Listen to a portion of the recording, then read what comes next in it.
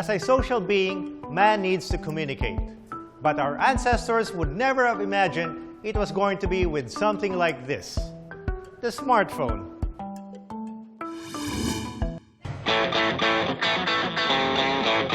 The cell phone has become indispensable to everyone, young or old, rich or poor. Through the years, the cell phone has evolved to address various needs for human connection, business, education, and entertainment.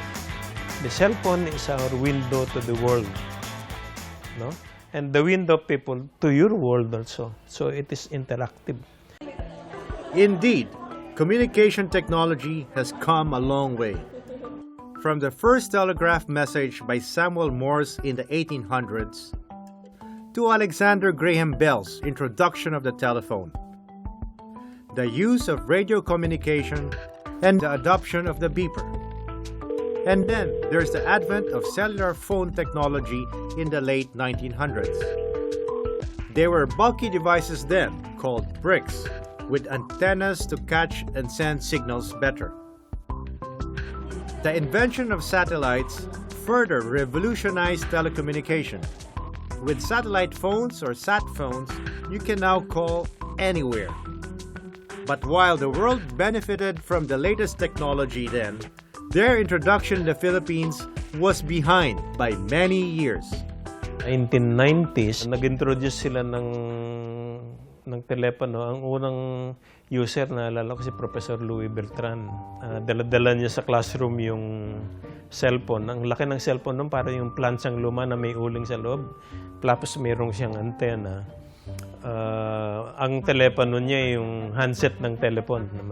So sabi namin, Sir, sinong kausap niyo? Dalawa lang kami may ganito. Kanya nandun sa Makati yung isa. In effect, tina-trial lang nila. No?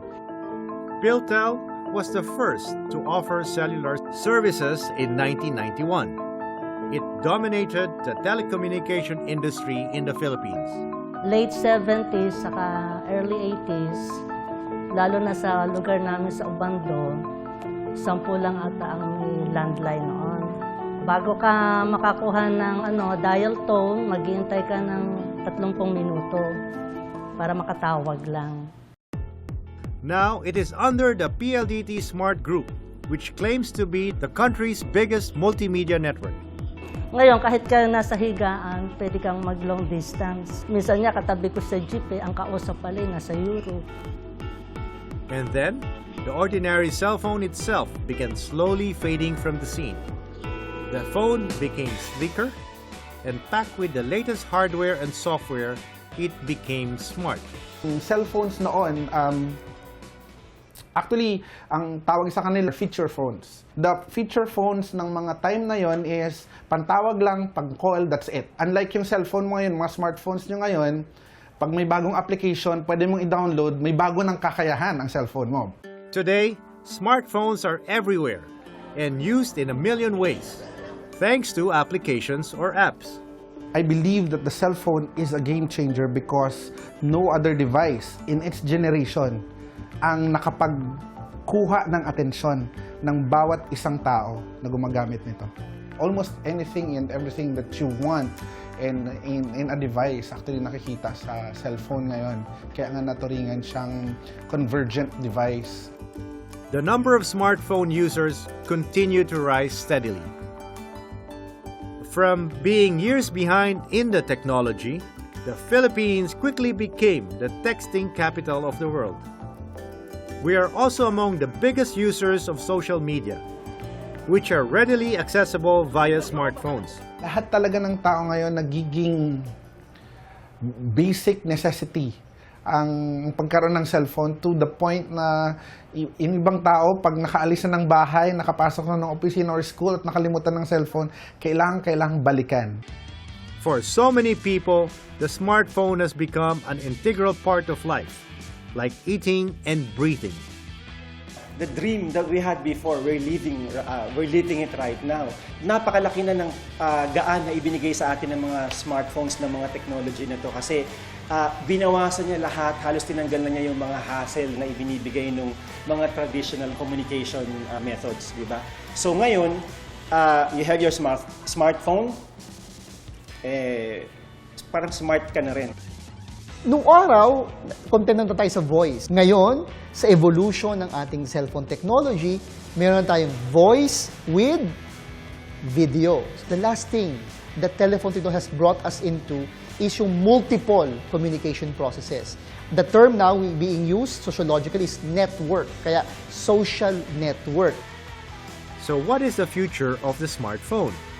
Could it get any smarter? Isa sa mga pinakamalaking interest ng mga kumpanya ngayon is finance. Gusto nilang hindi mo na kailangang magdala ng wallet. Meron din namang grupo na ang industry na gusto nila lang medyo palakihin is the health and wellness. And may mga kumpanya, nag-i-integrate sila ng mga biometric sensors.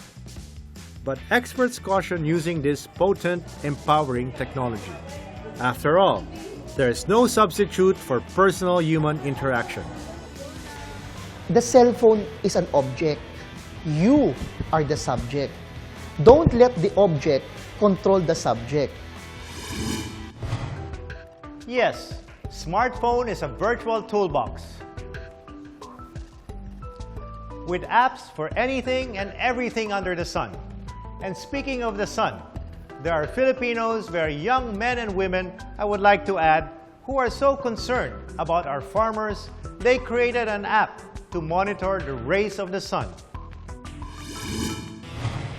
At the touch of a finger, a farmer would know crucial facts like soil temperature and how they would affect their crops.